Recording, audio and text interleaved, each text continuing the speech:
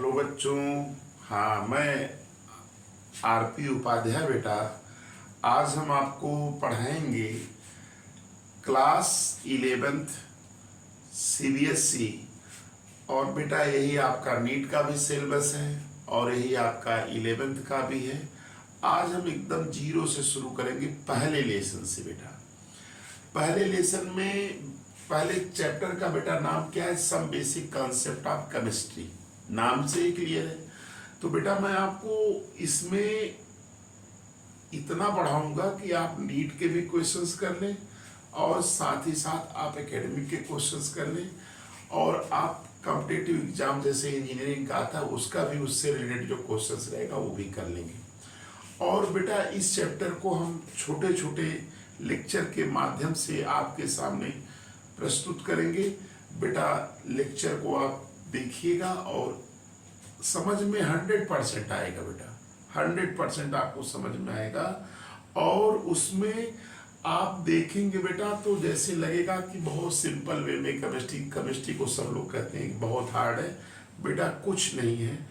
मैं इसमें आज आपको पढ़ाने जा रहा हूं पहला लेसन। पहले लेसन का नाम बेटा क्या है? Some basic concept of chemistry.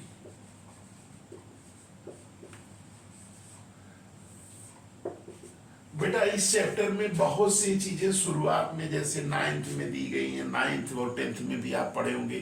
दिया है बेटा मैटर्स क्या होता है, मेटल्स क्या होते हैं, नॉन मेटल्स क्या होते हैं, ये सब तो आप 9th से ही पढ़ते आ रहे हैं। बेटा इस चैप्टर में जहां से बच्चों को दिक्कत होती है, इस चैप्टर से टोटली न्यूमेरिकल्स आते हैं।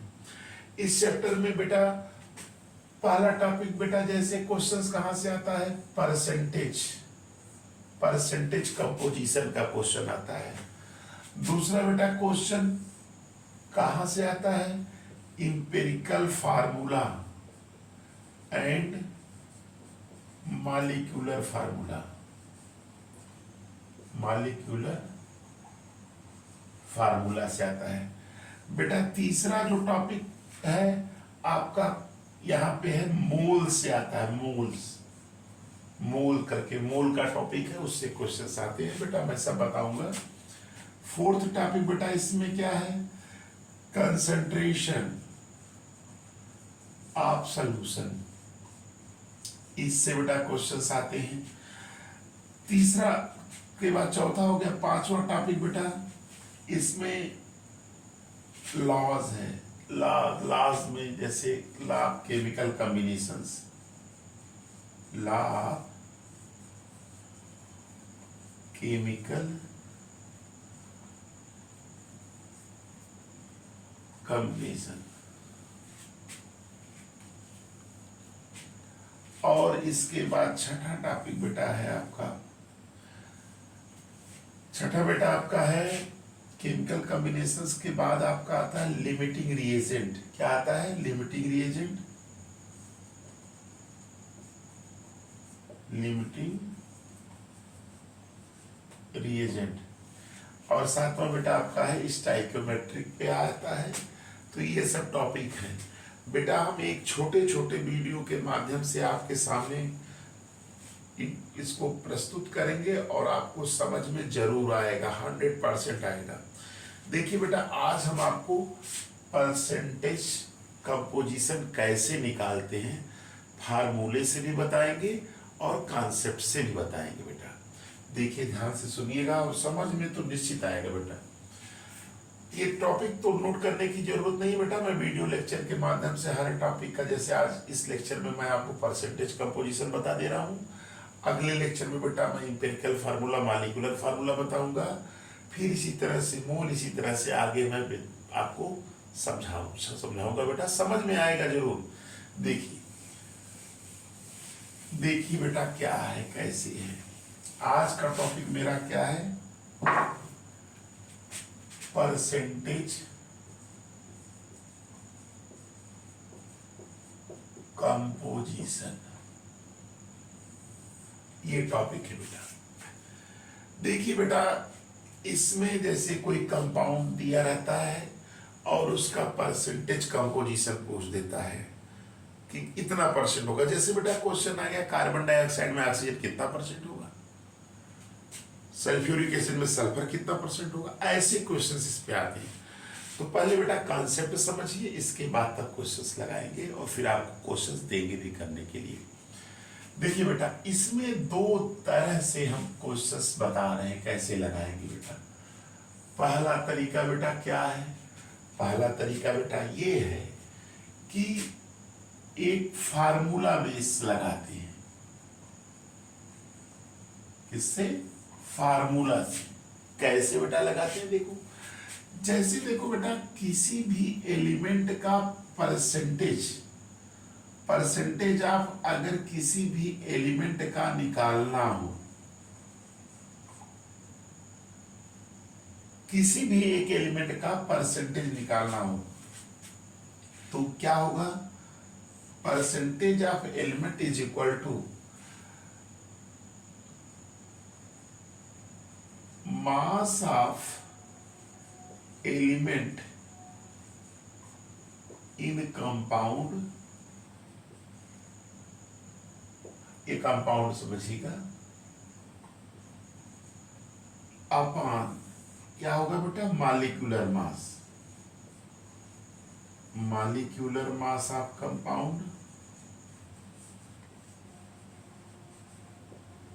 इनटू बेटा 100। ये फार्मूला दिया है। किसी भी एलिमेंट का परसेंटेज अगर परसेंटेज ऑफ एलिमेंट निकालना हो, एलिमेंट का परसेंटेज, तो बेटा मास ऑफ एलिमेंट इन कंपाउंड, उस कंपाउंड में एलिमेंट का कितना मास है और उस कंपाउंड का मॉलिक्यूलर मास क्या है ये बेटा, और उसके बाद 100 से मल्टीपल कर देंगे तो उस एलिमेंट का क्या आ जाएगा, परसेंटेज आ जाएगा। एक तरीका बेटा ये है ना। और इसका एक दूसरा मेथड है बेटा, कोई जरूरत नहीं है फार्मूला लर्न करने की, कोई जरूरत नहीं है। कैसे देखो बेटा, उसको भी मैं बता देता हूं, ये तो किताबों में आपको मिल जाएगा। ये भी अगर बच्चे पढ़े होंगे तो आंसर दोनों से सेम आएगा। देखो बेटा, अब बेटा देखो, जैसे दूसरा, ये पहला कॉन्सेप्ट ये है, ये दूसरा कॉन्सेप्ट देखिए, इसको बेटा इरेज कर दे रहे हैं। दूसरा कॉन्सेप्ट बेटा क्या है, देखो बेटा, जैसे आपका परसेंटेज निकालना है तो आप जानते हैं कि जब भी परसेंटेज निकालना होगा तो सबसे पहले आप क्या करेंगे, पहले नंबर पर मॉलिक्यूलर मास ऑफ